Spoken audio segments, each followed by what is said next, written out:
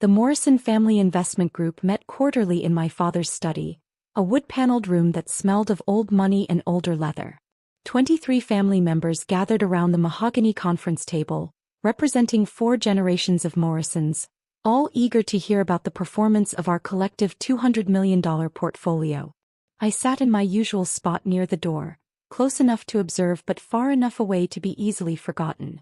Excellent returns this quarter, my brother Marcus announced from the head of the table, standing beside Dad like a prince next to his king. Marcus had appointed himself as the family's unofficial investment spokesperson 3 years ago, right after he'd completed his MBA at Wharton. The portfolio is up 17% year-over-year. Our tech sector allocations are performing particularly well, and our real estate holdings in Austin and Miami have appreciated beyond projections. Applause rippled around the table. Dad beamed with pride at his eldest son, 42 years old and looking every inch the successful hedge fund manager he claimed to be. Custom suit, Patek Philippe watch, perfect haircut that probably cost more than most people's car payments. This is what happens when you let professionals manage serious money, Marcus continued, clicking through a PowerPoint presentation on the 70-inch screen mounted on the wall. Amateur investors get emotional, make reactive decisions, chase trends. Professional investors like our team understand market fundamentals, risk-adjusted returns, and portfolio diversification strategies. I sipped my water and said nothing. Around the table, cousins and aunts and uncles nodded along, absorbing Marcus's performance like it was gospel. Most of them had no idea how investment portfolios actually worked. They just knew that their quarterly distributions kept arriving, funding their lifestyles, and Marcus took credit for all of it. Now, Marcus said, his tone shifting to something more serious, we need to discuss portfolio access going forward. There have been some concerns raised about family members who might not fully understand the complexity of our investment strategy trying to get too involved in decision-making. My cousin Jennifer raised her hand. What kind of involvement are we talking about? Questions about specific holdings, requests to review individual investment performance, suggestions about sector allocation, Marcus replied. The kind of micromanagement that can interfere with our professional team's ability to execute strategy effectively. Sounds reasonable, Uncle Tom said.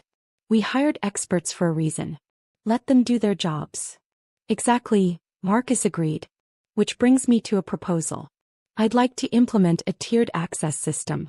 Family members who demonstrate sophisticated understanding of investment principles would have full transparency and input rights.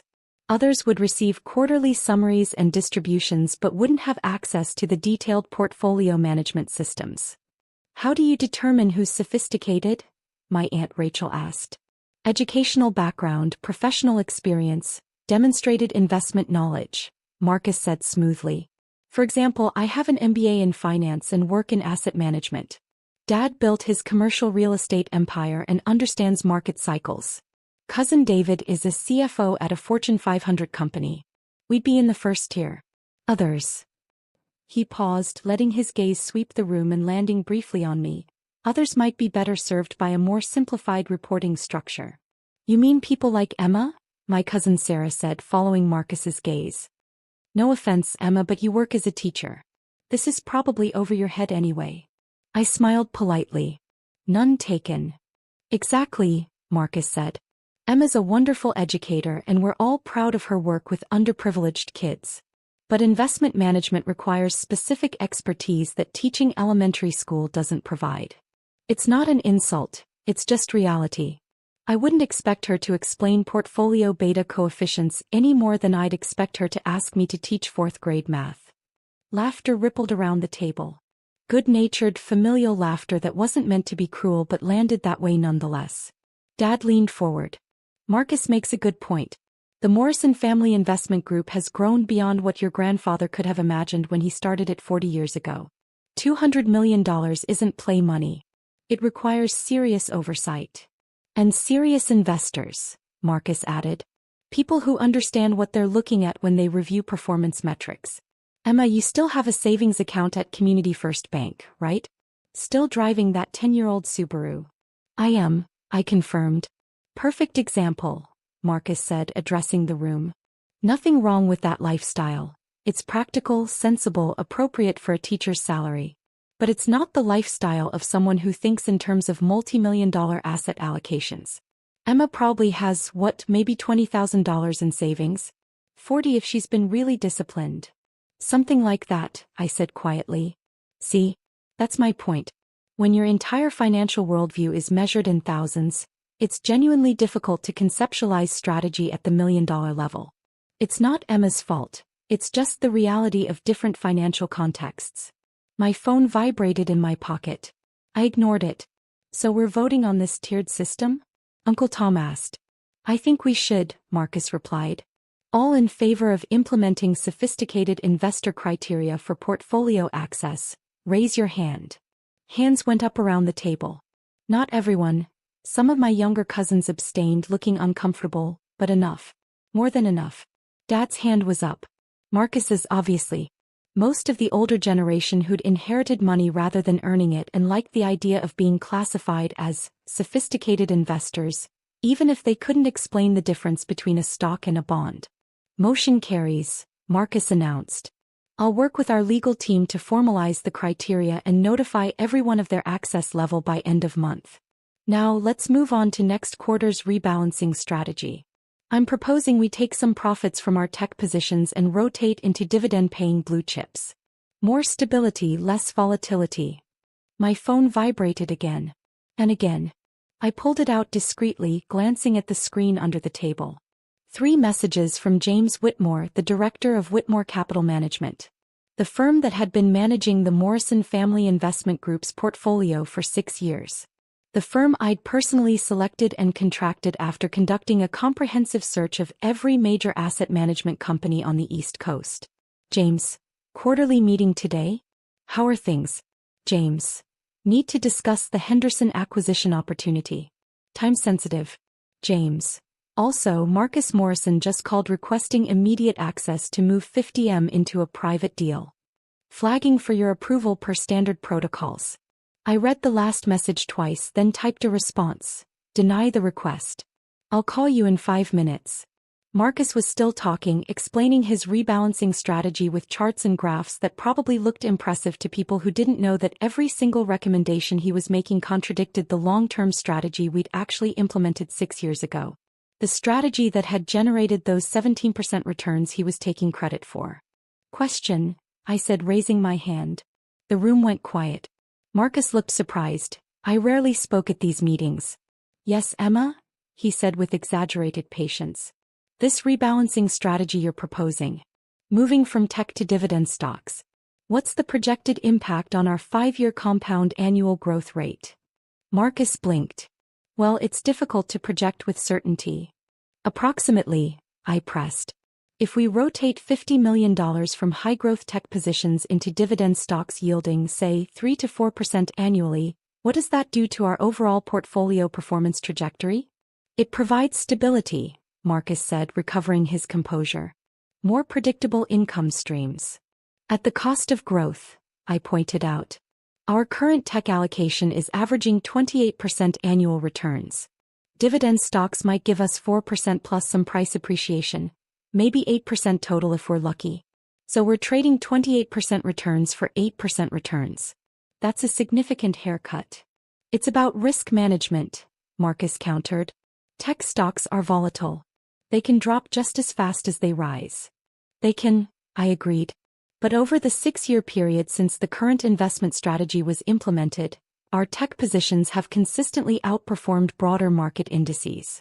Our Amazon position is up 412%. Apple is up 318%. Microsoft is up 294%. Why would we exit positions that are demonstrably working? Marcus's jaw tightened. Emma, with all due respect, you're reading numbers from quarterly reports without understanding the underlying market dynamics. I understand that we're in a growth phase of the market cycle, I interrupted gently.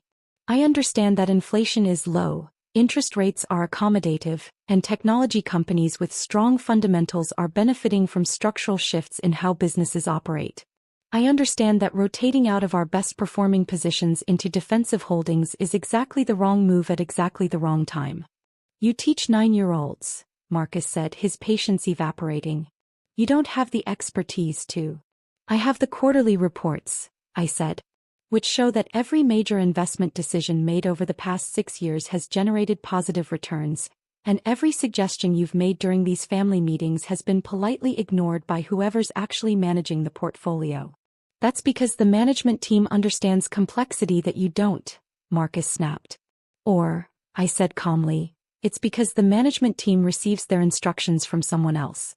Someone who implemented the current investment strategy and reviews every major decision before execution. Dad held up his hand. Emma, sweetheart, you're out of your depth here. Marcus works in this industry. He understands things that...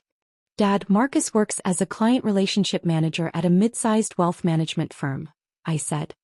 He doesn't make investment decisions. He schmoozes clients and plays golf. His job is sales, not portfolio management. How dare you, Marcus started. It's not an insult, I said, echoing his earlier words back to him. It's just reality. You're very good at client relations.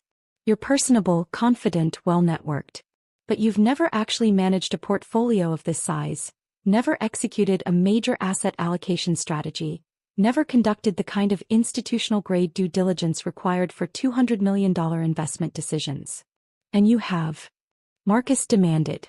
You with your teacher's salary and your tiny savings account and your 10-year-old car? I have, I said simply. The room went completely silent. That's absurd, Marcus said, but something in his voice had changed. Uncertainty creeping in around the edges. I pulled out my phone and dialed James Whitmore's number. Put it on speaker before anyone could object. Emma, James answered on the first ring. Got your message about Marcus's request. I've denied the transfer and flagged it in the system. Thank you, James, I said. I'm actually at the quarterly family meeting right now. You're on speaker. There seems to be some confusion about portfolio management authority. Ah, James said, understanding immediately. Would you like me to clarify the management structure? Please. Certainly. James's voice was crisp, professional, with the authority of someone who managed billions in assets. The Morrison Family Investment Group portfolio is managed by Whitmore Capital Management under a contract established 6 years ago. The sole decision-maker for the portfolio per the terms of that contract is Emma Morrison. She approves all major investment decisions, reviews quarterly performance, and has final authority over asset allocation, manager selection, and strategic direction. Marcus had gone pale. That's impossible. I'm looking at the contract right now, James continued. Signed 6 years ago by Emma Morrison, establishing her as the beneficial owner and sole authorized decision-maker for the $200 million portfolio formerly held by Morrison Family Trust. The trust was dissolved and reconstituted as an individually managed portfolio per her instructions. Emma doesn't have $200 million, Dad said weakly. The Morrison Family Investment Group portfolio currently stands at $234 million, James corrected. Up from the initial $200 million when Emma assumed control 6 years ago. The 17% year-over-year return that Marcus mentioned earlier? That's the result of the investment strategy Emma implemented. Heavy overweight in technology sector leaders, minimal fixed income allocation, no exposure to declining industries, regular rebalancing to capture momentum while managing risk. This is insane, Marcus said, but he was looking at me now with something between horror and disbelief. Emma, if this is some kind of joke. It's not a joke, I said calmly.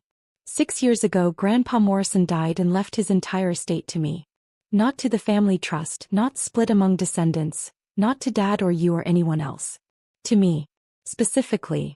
Exclusively. $200 million in liquid assets that he'd spent 40 years accumulating. That's not possible, Dad said. The will said. The will said exactly what Grandpa wanted it to say, I interrupted. He left you the commercial real estate portfolio, Dad, which was worth about $30 million at the time. He left Marcus $1 million trust fund. He left various amounts to other family members. And he left me everything else. The stock portfolio, the bonds, the cash holdings, the investment accounts. $200 million. Why? Marcus demanded. Why would he leave everything to you? Because I asked him to teach me about investing when I was 16 years old, I said. While you were partying at college and Dad was flipping properties, I was sitting in Grandpa's study every Sunday, learning how to read financial statements, analyze company fundamentals, understand market cycles. He taught me everything he knew about building wealth, and when he died, he trusted me to preserve what he'd built. You never told us, Dad said. Grandpa made me promise not to, I replied. He said the money would corrupt the family if everyone knew about it, turn us into people fighting over inheritances instead of building our own successes.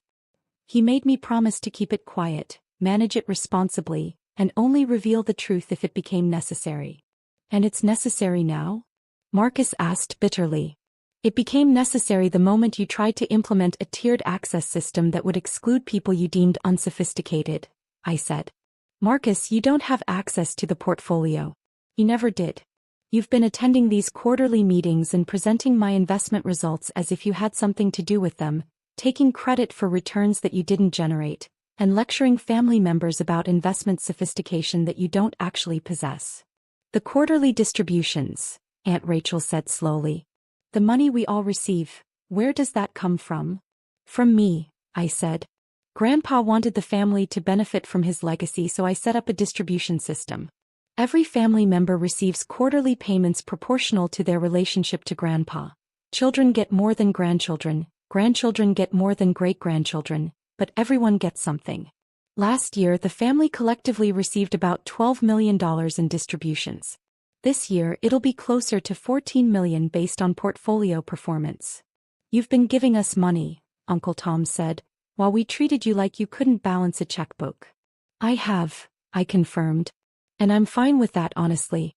I don't need recognition or gratitude. I live comfortably on my teaching salary, which I actually enjoy despite what Marcus thinks. The portfolio money just accumulates and generates returns, and I'm happy to share those returns with family. Then why reveal it now? Dad asked. Why not just let things continue as they were? Because Marcus just tried to access $50 million for a private deal without my approval, I said, looking directly at my brother. James flagged it per our standard protocols. Care to explain what private deal requires immediate access to $50 million of family money, Marcus? Marcus's face had progressed from pale to bright red. I don't have to explain anything to you. Actually, you do, I said. It's my money. If you're trying to move $50 million out of the portfolio, I need to know why. It's a limited opportunity, Marcus said through gritted teeth. A real estate syndication that requires immediate capital commitment. The returns could be enormous. The returns could be fraudulent, I corrected. James, did you run preliminary due diligence on Marcus's request? I did, James confirmed over the speakerphone. The opportunity is a Dubai real estate project being marketed through private WhatsApp groups and unregistered broker-dealers.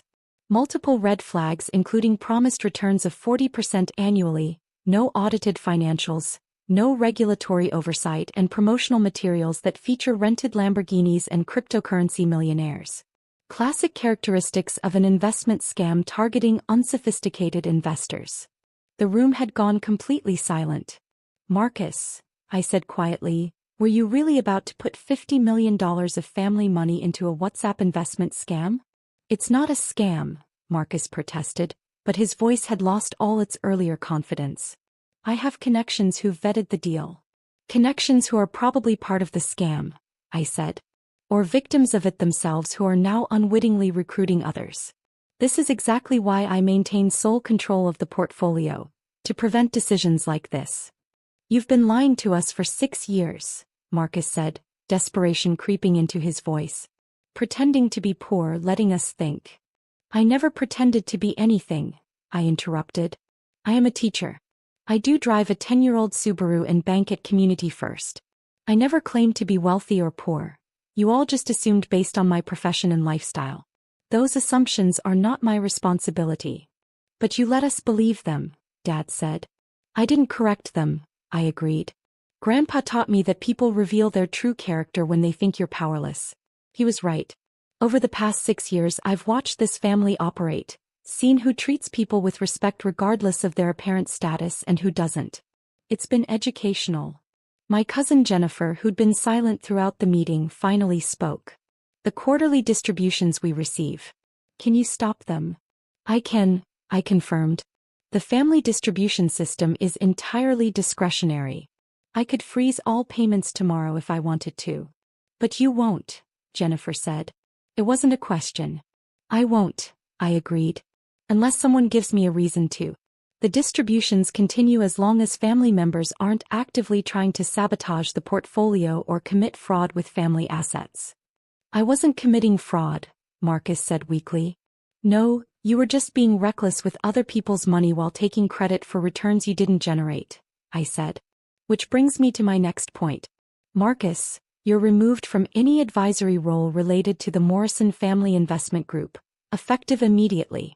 No more quarterly presentations, no more investment suggestions, no more pretending you have anything to do with portfolio management. You can't do that, Marcus protested. I just did, I said.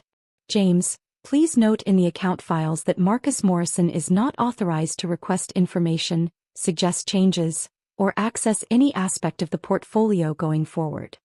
Noted, James confirmed. Emma, while I have you on the line, should we proceed with the Henderson acquisition opportunity? We need to move quickly if we want to participate in the Series D round. What's the allocation? I asked. $15 million for a 3% stake. Company is projecting IPO within 18 months at a valuation that would give us 8-to-1 return on investment. Run the full diligence package, I said. If everything checks out, approve the investment. Use funds from the healthcare sector allocation. We're overweight there anyway. Will do. Anything else you need? That's all for now, James. Thank you. Always a pleasure, Emma. He hung up. I looked around the table at 23 family members who were seeing me clearly for the first time in 6 years. Or possibly for the first time ever. I want to be clear about something, I said. The money that Grandpa left me isn't family money in the legal sense. It's my money. I choose to share the returns with family because that's what Grandpa wanted, but I'm not obligated to. The quarterly distributions could stop tomorrow. The entire portfolio could be redirected to charitable foundations or invested in ways that benefit only me. I don't do those things because I actually care about this family, despite how some of you treat me. Emma, Dad started. I'm not finished, I said gently. Dad, you've spent 6 years implying that my career choice makes me financially illiterate. Marcus, you've spent 6 years lecturing me about investment principles while I've been implementing the strategy that funds your lifestyle. Multiple family members have treated my questions and observations as cute attempts at participation rather than legitimate input from someone who actually knows what they're talking about. We didn't know, Aunt Rachel said. You didn't ask, I replied. Not once did anyone wonder how I could afford to live comfortably on a teacher's salary with no apparent financial stress. Not once did anyone question where the quarterly distributions were actually coming from or who was making the investment decisions that generated them. You all just assumed Marcus was responsible because he looks and acts like what you think a successful investor should look like. What do you want from us? Dad asked quietly. Honestly, nothing, I said. I don't need apologies or recognition or changed behavior.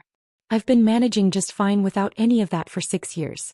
But Marcus's attempted $50 million withdrawal forced me to reveal everything, and now that it's out in the open we need new rules. What kind of rules? Uncle Tom asked.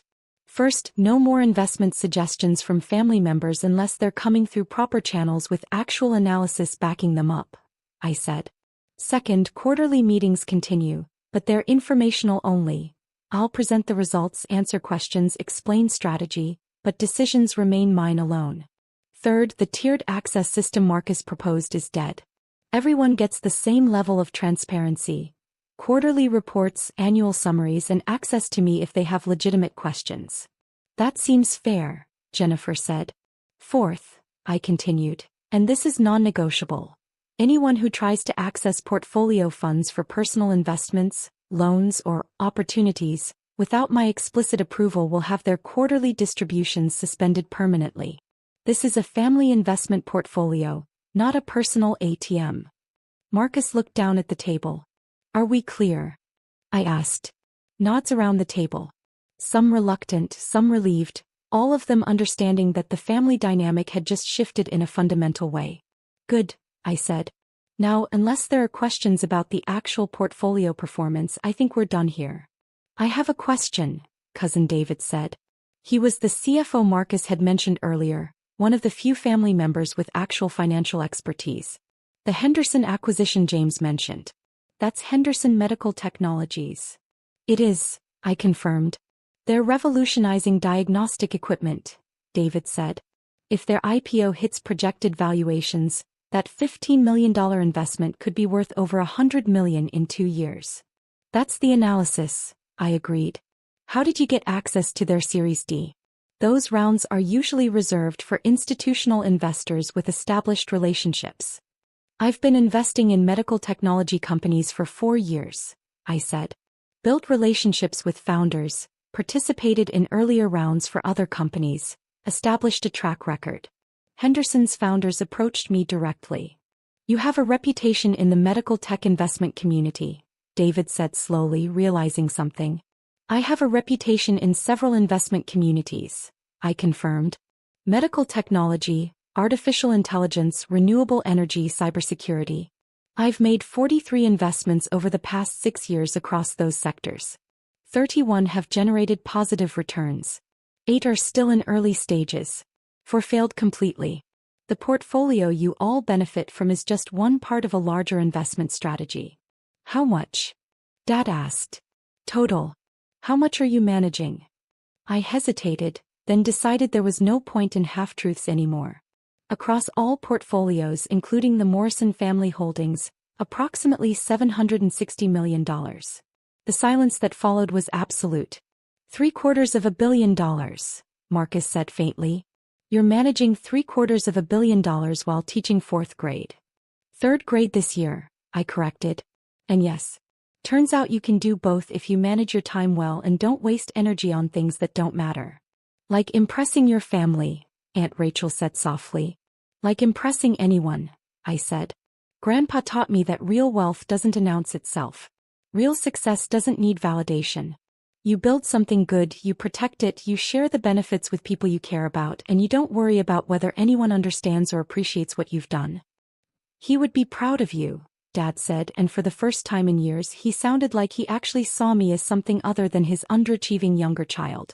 I hope so, I said. He gave me an incredible gift. Not just the money but the knowledge and trust that came with it.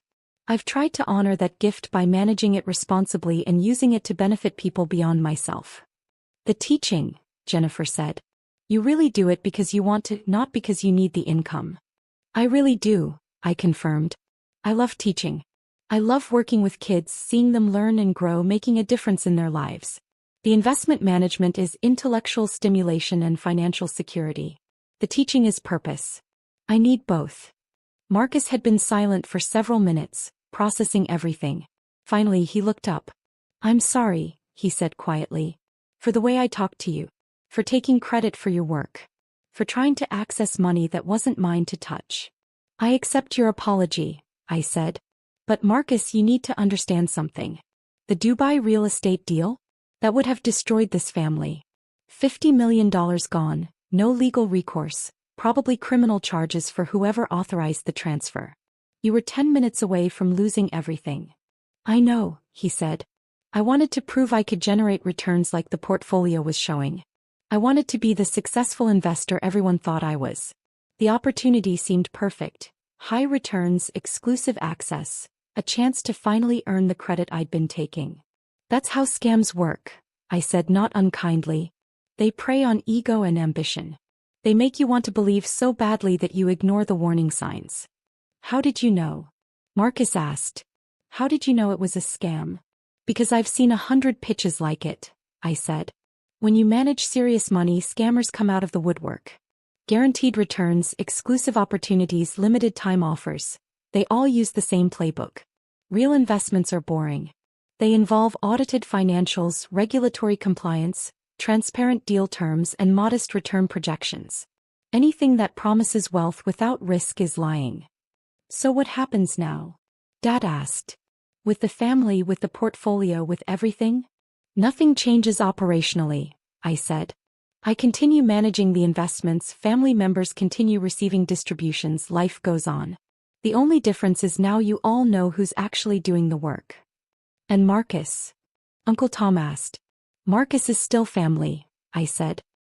He still receives his quarterly distribution.